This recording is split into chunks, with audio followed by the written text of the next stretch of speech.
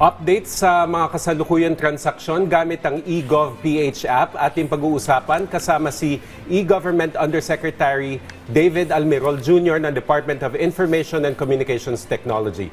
Yusek Dave, magandang tanghali po. Magandang tanghali, Joey and Pong June. Yusek, sa kasalukuyan, gaano na po kalaki ang bilang ng mga registered eGov.ph app users at ilang milyong transaksyon na po ang naisasagawa? After po natin magkaroon ng grand launch, medyo nag-search po ang gamit ng ating eGov Super App. Sa ngayon, nasa 18 million users na po tayo at nasa mahigit 300 million transactions na po ang ating eGov Super App. Yusek Dave, sa bilang na ito na nasabi mo, alin sa mga serbisyo ang may pinakamaraming gamit ng publiko? June, ang pinakamadaming gamit ngayon yung ating Digital National ID. Dahil hindi na kinakailangan po na magdala ng physical ID, nagagamit po ito sa pangkalahatan. No? Kapag pupunta ka sa PhilHealth, pupunta ka sa mag-a-apply ka ng trabaho, pati po dun sa pag-apply sa GCash, or pag-apply ng mga online banking, nagagamit na po ang ating Digital National ID. Ang isa sa pinakamadaming gamit ay ang ating mga national government agencies. Yung pag-apply po ng driver's license, mga permit, mga clearances, at iba-iba pong mga government transactions sa national government at local government. Ito po yung malimit po na ginagamit sa ating eGov Super App. Yusek Dave, sa susunod na taon, inaasahan ba nating mas lalaki pa yung bilang ng active users? At ano po yung mga hakbang na ginagawa ng DICT para mas mapalawak pa yung paggamit ng app? Napakarami pong downloads ngayon, Joey. In fact, every day ang average download natin ngayon ay nasa 80,000 to 100,000 downloads every day. Every day po yan. So kung tuloy-tuloy po na ganito kadami ang download everyday, mahihit natin ang nasa 30 to 40 million users po by the end of next year. So sa ngayon po ay busy po ang eGov office under the ICT na magdagdag ng mas maraming features ng ating eGov Super App. So marami pong mga dinagdag tayo po na mga features sa both national sa local government services. Doon man sa nabanggit mo na Digital National ID, ilang milyon na po sa ngayon ang meron ng Digital ID sa eGov app at paano ito napapabilis ang pag-access at ang mga pangunahing serbisyo ng gobyerno? Sa ngayon po, meron na pong na-generate tayo na 88 million na Digital National IDs na full encrypted po ito at gamit natin yung tinatawag po na Zero Trust Policy or Zero Hacking Scheme na ginagawa po natin. Out of 93 million, 88 million na po ang meron pong Digital National ID. Either gumamit man ng eGov app o hindi, basta registered po sa PSA, magagamit na po nila ang kanilang tinatawag na Digital ID. Sa ngayon naman po, in terms of paggamit ng Digital National ID, ang transaction natin nasa 200 million na po ang gumagamit ng ating Digital National ID transactions po lahat yon. Yusek Dave, kahit nabanggit nyo na may security features yung inyong app, lalo na patungkol po doon sa Digital ID, meron pa rin pong nangangamba na gumamit nito kasi baka hindi secure yung kanilang datos. So ano yung ginagawa ng DICT para ma-ensure po na ligtas po ang datos ng ating mga kababayan? Sigurado po na ligtas po ang datos kasi ang datos po ay wala po sa DICT, no? Kanya-kanyang government agencies pa rin po ito. Ang PSA example, ang ating national ID, wala po kay DICT ang data, nasa PSA pa din. Pag nag-click ka ng PhilHealth mo, nasa PhilHealth pa din po ang datos, wala po sa DICT. Pag nag-click ka ng GSIS or Pag-ibig. So ang technology na po ito ay natutunan natin po, no, sa maraming iba-ibang bansa like ng Singapore, Korea at Estonia. Ito yung tinatawag po na data sovereignty. So ang datos at ang sistema, kanya-kanya pa rin po mag-manage yung mga government agencies. Pero dahil po sa eGov Super App, na-unify natin yung ating mga government transactions in a single interface. Yusek, nabanggit din na isasama sa app ang No Contact Apprehension Policy para makita at bayaran ang traffic violations. Kailan ito inaasahang mapatutupad? Opo, nag-usap na po kami ng LTO and MDA. Kasalukuyan po ang technical meetings para masama po yung no contact apprehension system sa ating eGov app. So, gamit po ng eGov app, magkakaroon po ng button dyan ng mga penalties mo. So, pag magkaroon ka po ng mga violations, makikita mo na po yung listahan ng mga violations at pwede mo na pong bayaran kahit nasaan po kayo. Nung nandito kayo the last time, Yusek Dave, sabi niyo may mga idadagdag pang features o bagong serbisyo na ilalagay po sa app. So ano po yung mga nadagdag ngayon at madadagdag pa sa 2025? At paano naman po yung services ng mga local government unit tulad po ng mga clearances at permits? Maisasama rin po ba in the coming months? Opo, meron pong 5 bagong features sa national government, Joey. No? Unang-una, ito yung TESDA e-certificates. Live na po yan.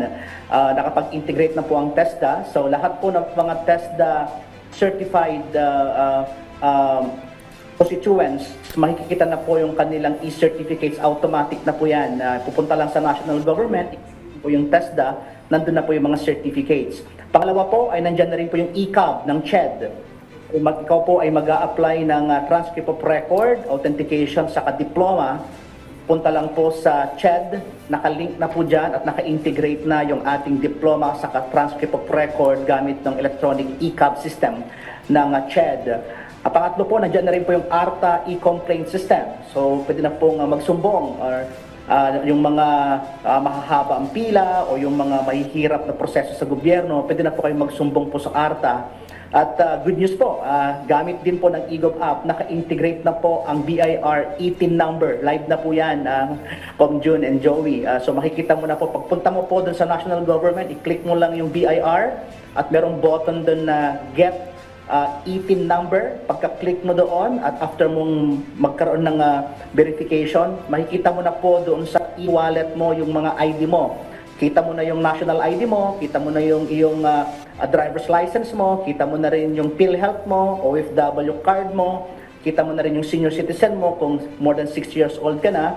Then ngayon po, makikita mo na rin po yung 18 number mo. Live na po yan ngayon, na-live lang po this week po yan, yung ating 18 number. Pangalawa po, doon sa ELGU, nasa 935 local government units na po ang gumagamit ng ELGU system natin gamit ng eGov Super App. Ang mamamayan, hindi na po kinakailangan pumila, pumunta lang po sa eGov app, pwede na pong mag-apply ng mga permits, mga clearances, civil registry, marriage certificate, birth certificate, at good news po, live na rin po ang Fire Safety Information System ng Bureau of Fire. Siyempre po, pinaluwang na rin po natin ang serbisyo po sa Serbisyo Hub integration. So pwede na pong mag-request ng financial support, sa medical support at iba-ibang klase po ng mga support na kailangan ng ating mamamayan, especially sa medical at financial gamit ng eGov app. Sa ngayon po, nasa San Juan po yung ating one-stop shop at magkakaroon rin po tayo ng Serbisyo Hub sa Cebu ngayong buwan. Okay, well, sa BIR, no, kaisa ng BIR ang DICT sa pagsulong ng digital transformation ng lahat ng serbisyo ng ating gobyerno. At marami kayong na-mention ng mga additional services, ano, at mas pinapagaan ang serbisyo ng gobyerno sa ating mga kababayan. Sa inyong assessment, gaano nakalaki ang nabawas sa red tape at paggamit ng fixers dahil sa eGov app? Alam mo ninyo, sa haba ng traffic or haba ng pila, nasa 50 mahigit na national government agencies at 900 LGUs. Kung noon kung June, kinakailangan mong bumiyahe pa, no? Mag-absent sa trabaho, pupunta ka isa-isa sa government premises para lang pumila at kumuha ng government document. Sa ngayon po, hindi mo na kinakailangan pumila pa. So ang bilin po ng ating mahal na Pangulo ay walang pila, walang red tape, walang corruption. So ito po ay compliant sa kanyang direktiba sa atin at hindi lang po to government services, Kong June and Joey, nakalimutan ko lang banggitin kanina, nandiyan na rin po yung mga iba-ibang government services po, no? Pati po yung paperless or penless signature. Pwede ka na pong magpirma ng dokumento, wala na pong ballpen at papel ngayon. Nandiyan na rin po yung eGov AI, nakalimutan ko banggitin po kanina, kaysa po na magbayad ka pa ng ChatGPT. Pwede na po kayong mag-research dyan, pwede na po kayong maglagay ng mga speeches or image identifier at iba-ibang klase po ng law and regulation inquiries ng ating mamamayan. So napakalaki po ng ginhawa po na nabibigay ng eGov app dahil hindi na kinakailangan pong pumila pa. Kumbaga, spend time with your family na lang po at instead po na pupunta pa po tayo sa ating mga government premises. Sa ngayon ba, Yusek Dave, merong glitches o may challenges kayong na-encounter sa pagpapalawig nitong app? Sa ngayon po, wala naman po tayong na-encounter dahil inaayos po natin po yung hindi lang po yung optimization, yung pampabilis ng ating mga servers. May ginagawa rin po ang DICT para mas lalo pa kung bumilis yung ating eGov app kasi po talagang nag-surge po yung gamit. Everyday po, millions of users na po yung nagkiklik ng mga functionality. Pati po sa travel, pati po sa job application at iba-ibang government services. So sa ngayon po wala naman po tayong glitch na na-encounter po ngayon. Yusek Dave, paano naman ninyo masisiguro na ang mga Pilipino sa mga malalayong probinsya o yung mga walang internet connection ay hindi naman maiiwan sa paggamit nitong app? Opo, tama po yan. From June, actually, nasa 20% to 15 to 20% pa po yung mga wala pong internet connection ng ating mga mamamayan. So, yung 80% na yan, mayroon pong internet, kaya magagamit po ang eGov app. Pero sa mga remaining locations sa Pilipinas na wala pa pong connectivity, ang DICT po ay busy rin po na maglagay ng mga free wifi projects sa buong bansa. So, isa-isa po yan ang kinakargahan ng ating DICT, especially po yung mga eskwelahan at yung mga public services locations sa ating bansa. Okay. Maraming salamat po sa inyong oras, e-Government Undersecretary David Almerol Jr. ng DICT.